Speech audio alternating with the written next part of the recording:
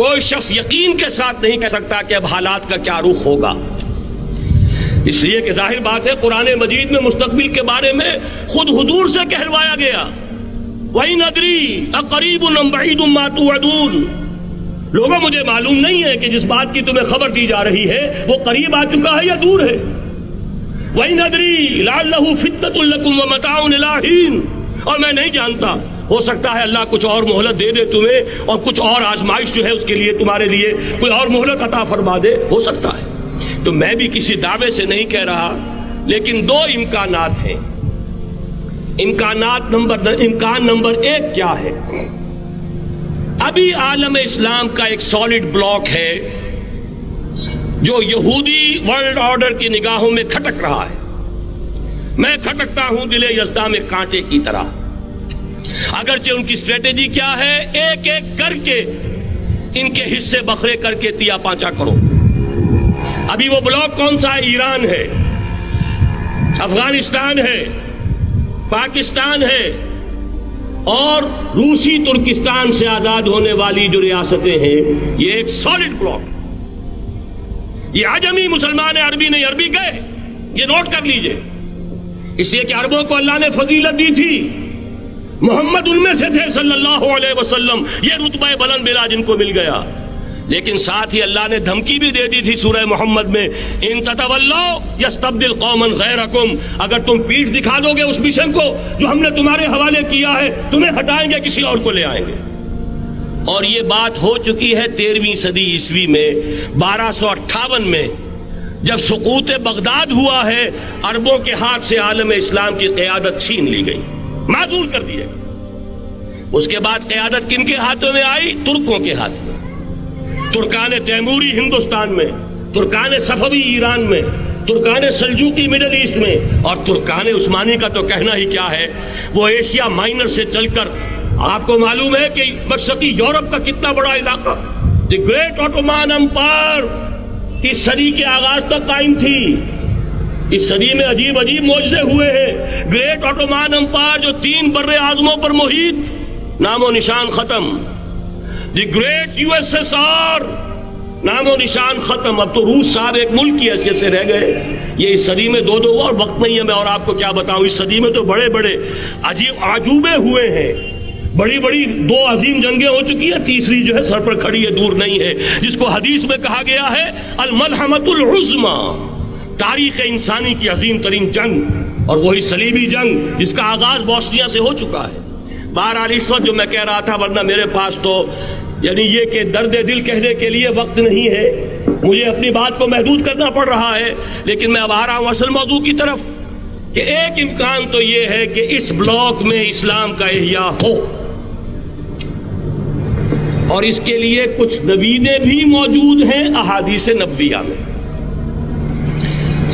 وہ تو آپ نے سنا ہوگا اقبال کا شعر، میرے عرب کو آئی ٹھنڈی ہوا جہاں سے، میرا وطن وہی ہے، میرا وطن وہی ہے۔ حدیث میں آتا ہے یخرج ناس من المشرق یؤتون للمہدی، یعنی سلطان ہی، مشرق سے فوجیں نکلیں گی کہ جو کہ مہدی کی حکومت قائم کریں گی، اور یہ ہوں گے حضرت فاطمہ کی نسل ہی سے رضی اللہ تعالی عنہا، لیکن عالم عرب کے اندر پھر ایک طاقت بن کر ابھریں گے، باطل کی قوتوں کے خلاف جہاد کریں گے، لیکن ان کو مدد آئے گی 2 طرف سے، ایک زمینی مدد آئے گی مشرق سے، ایک آسمانی مدد آئے گی، عیسیٰ ابن مریم کا نزول، حضرت مسیح علیہ الصلوۃ والسلام جو زندہ آسمان پر اٹھائے گئے تھے نازل ہوں گے، اور در حقیقت ان 2 مددوں کے نتیجے میں پھر یہود کا قلع قمع ہوگا، اور یہی گریٹر اسرائیل ان کا گریٹر گریو یارڈ بن کر رہے گا، عظیم تر قبرستان بن کر رہے گا۔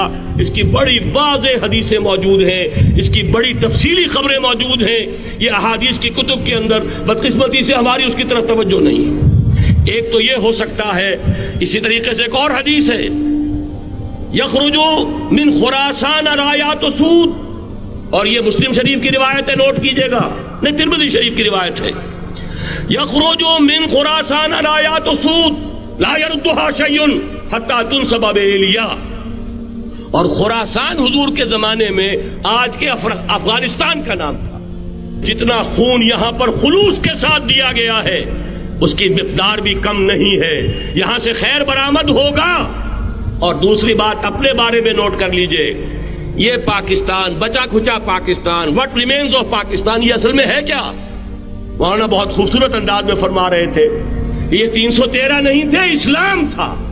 اسی طرح نوٹ کیجئے, پاکستان نہیں ہے, 4 صدیوں کی تجدیدی مساعی کا حاصل ہے.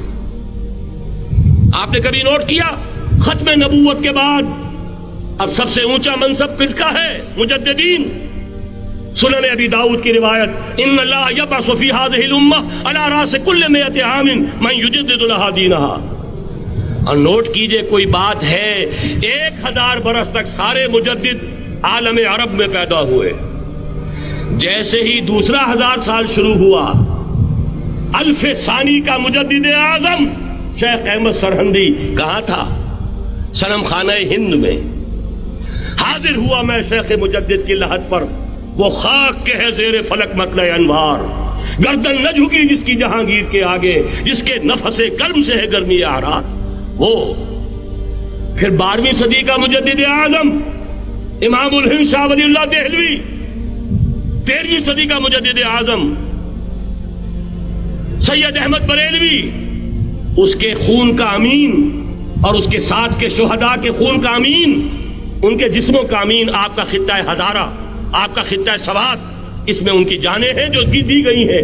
اور وہ نہایت میں آپ سے عرض کر دوں, دور صحابہ کے بعد اتنا خالص اسلامی جہاد پوری مسلمان تاریخ میں نہیں ملے گا جتنا وہ تحریک شہیدین کا.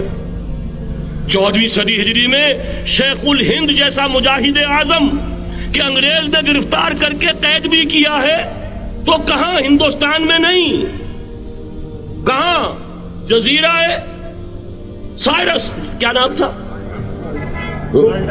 مالٹا, جزیرہ مالٹا بحر روم میں. اقبال کے نفس سے ہے لالے کی آگ تیز, ایسے غزل سرا کو چمن سے نکال دو. کہیں ہندوستان کی کسی جیل میں ہوا تو شاید اس کے نفس کی گرمی ہی سے کوئی حرارت پیدا ہو جائے.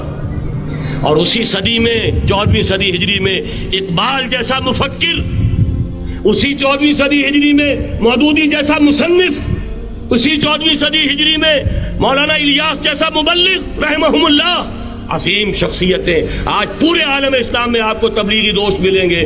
یہ کہاں سے شروع ہوئی تحریک؟ دہلی کی ایک چھوٹی سی مسجد سے. وہ مسجد بنگلے والی اب تو بڑی عالیشان ہو گئی ہے, جب وہاں شروع ہوا تھا کام بڑی چھوٹی سی مسجد. یہ سارے کام یہاں کیوں ہوئے؟ پورا عالم اسلام آزاد ہوا, کہیں نعرہ اسلام کا نہیں لگا, کہیں عرب قومیت پر, کہیں کسی اور عصبیت پر تحریکیں چلی ہیں. صرف تحریک پاکستان تھی کہ پاکستان کا مطلب کیا؟ لا الہ الا اللہ. کوئی سبب ہے کہ یہاں قرارداد مقاصد پاس ہوئی, حاکمیت اللہ کی ہے, کہ اکبر نام لیتا ہے خدا کا اس زمانے میں. یہ سارا ماضی سامنے رکھیے اور حضور کی دی ہوئی پیشین گوئیوں کا مستقبل سامنے رکھیے. ان دونوں سے ثابت ہوتا ہے اس خطہ ارضی سے کچھ ہونا ہے.